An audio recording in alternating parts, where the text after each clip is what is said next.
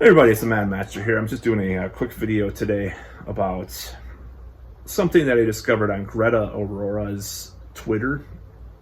I'm probably going to post a picture in the thumbnail on this because I find it really fascinating and really indicative of a lot of where we're at today with the Me Too movement and everything. So I guess there was this French author or something rather. I haven't read enough about it because I probably should, because there could be some kind of ironic element to it that she's trying to do. I don't think so, because Greta Aurora is pretty smart. So I don't think very smart. So I don't think this person she's talking about is making some kind of ironic statement or something with this book that she wrote. But it's some new book that is in France about Me Too, and it's pro Me Too and about this stuff. And the thing that really I noticed about this person who I know nothing about. I know, I read Greta Aurora is one of my, I follow her on Twitter and stuff. So, and if you don't know who she is an author, a poet, musician, dancer, all this stuff, who purportedly had a liaison with Marilyn Manson and has come out pro Marilyn Manson, pro Johnny Depp and all that stuff, and does some really thought-provoking work on YouTube as well. So, but this is just because this is drawn my attention. So I saw a picture of this author of this book she was talking about. She's smoking a cigarette and she has this Motorhead shirt on. Now, Motorhead, I'm just going to say, and I've talked about this stuff before because I talked about the whole Toronto anti-MRA protest with Big Red 2014, I believe it was. Or was it Ontario? Was it Ottawa or Toronto? I can't remember. It was the University of Ontario somewhere. This anti-MRA protest, and the girl had a Misfits patch or something like that, and it was how feminist is Glenn Danzig? Not very much. Pretty anti-feminist. But Motorhead's taking it to an whole new level. If you're wearing this, it's kind of she's playing with the gender thing. She's wanting to look more edgy and stuff with the Motorhead shirt. Now, Motorhead, if you want to talk about sexism and Me Too, Lemmy was in Maxim magazine's top sex gods of rock or something in 2004 or some shit. And he's purported to have, by his own admission, had sex with, at the time, I think he did have a girlfriend for 22 years too. I don't think he was monogamous. I doubt it, because knowing Lemmy. Purported to have had sex with 3,000 women by that point. Now, if you're a feminist into Me Too, you're gonna hear that. If you're really consistent, you're gonna think some of those situations could have been sketchy, which they probably were. I've talked about this before. I think if you're having sex with hundreds of thousands of women, sometimes the consent will be blurry. Just period. It's gonna be blurry. You'll be drunk, or they'll be drunk. So you got to take that into account with a number like that.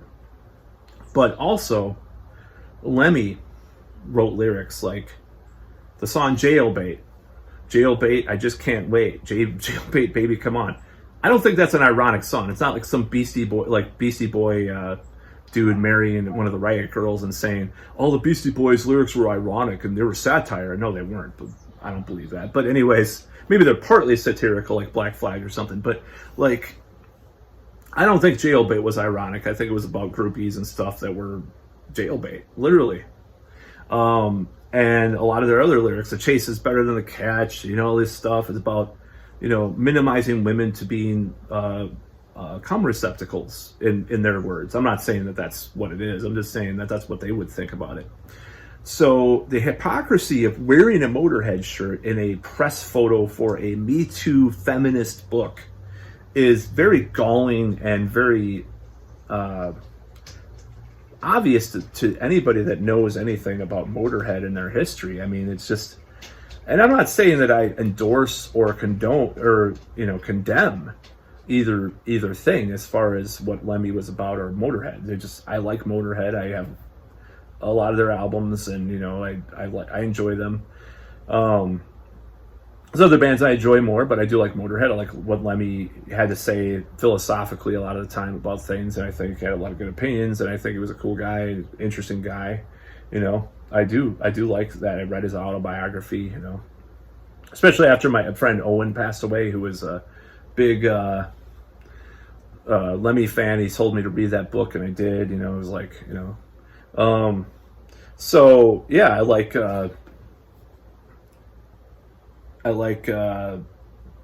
the whole thing is with this hypocrisy. Like these people, I mean, it'd be one thing if she was wearing like an Annie DeFranco shirt and smoking a cigarette. I don't know, you know, it's like, but yeah, I mean, it's like, why are you going to perpetuate something that's a very patriarchal band in your photo shoot if you're writing this anti-patriarchal memoir or whatever? Like you want to tear down the patriarchy, but you also want to be like a man and smoke a cigarette and have this like grim look on your face and like wear a Motorhead shirt. It's very strange. I don't know if it's supposed to be ironic or what, but it took precedence in this way that I was just like, this is kind of like how Me Too operates. It's like very selective, just like with Alyssa Milano and not criticizing. I don't know who it was. I forgot what it was. Weinstein for a long time, and Rose McGowan got in her face about it, or not literally, but you know, it's like a lot of these people are just such hypocrites and they contradict themselves so much. It's like there's a grift involved, and there's just their personal, you know, regrets or whatever involved with a lot of it, in my opinion.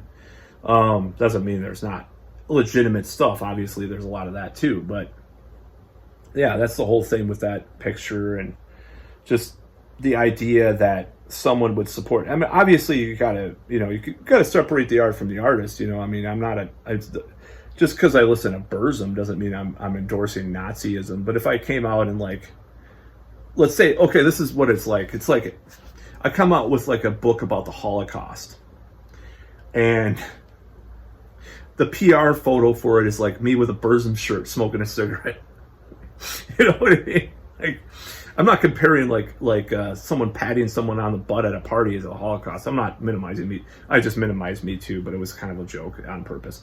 You know, it's kind of like me coming out with smoking a cigarette, wearing a Burzum shirt for a fucking, you know, photo shoot for a book on the Holocaust or like anti-Semitism or something. It's like, it's very tacky. Like Motorhead as a fucking band, they were about groupies and, you know, all this stuff, and you know, the hard, fast living lifestyle, biker stuff, culture, you know, about, you know, who gets to be your, you know, I mean, I don't think they were like actively like Hell's Angels or anything like that, but like they were very much into like that culture and that idea, that zeitgeist, you know, the Iron Cross, you know, I mean, even Lemmy even wore some swastikas in the 70s, which is very problematic to a lot of people, but whatever.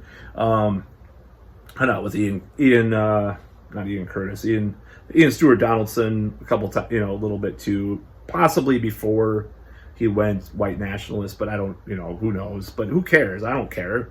You know, Lemmy is who he was, and, you know, he made some mistakes. He was a human being, you know? But yeah, and as far as what I'm concerned with, but with the Me Too, cancel culture, woke culture, they haven't canceled Lemmy yet. Even an ex that was really into some of the woke stuff, like, it's like, oh, Motorhead was so great. Oh, Lemmy, I would have hung out with him. It's like, I mean, she did tell me that she used to date a neo-Nazi too, so she was very contradictory either way. But like, maybe she wouldn't think of herself as that. But I don't know if she was actually. Yeah, I don't know if she was totally like on the woke side anyway. Maybe in certain ways she was, but maybe in certain ways she wasn't. She was listening. I mean, we were watching Andrew Dice Clay, and she couldn't stop laughing. You know, it's like kind of funny. Think about that. I should have filmed her and then sent her to all her woke friends. You know, like, look at this. You know, oh, it was ironic. You know, whatever. You know, so yeah, it's a barrel of nonsense. Like when people try to virtue signal and like try to take this, you know, they try to grandstand on these subjects, and then they're fucking wearing a Motorhead shirt. A band that was all about, you know, trivializing sexual relationship, you know, not trivializing, but, you know, just like having disposable relationships with many women, you know, having objectifying women, you know, or whatever, because they're just like girls on the road that you use once and discard. And of course, the women have some accountability in that with groupie culture, but You know, it's kind of like something that they should be opposed to. I mean, I remember Camille Paglia once said that one of the reasons why she like separated from a lot of the feminists in the 70s is because they were criticizing rock and roll, which she liked, for being sexist. But at least the feminists back then were actually fucking consistent. I mean, I will give them a compliment for that, you know. But that's about all.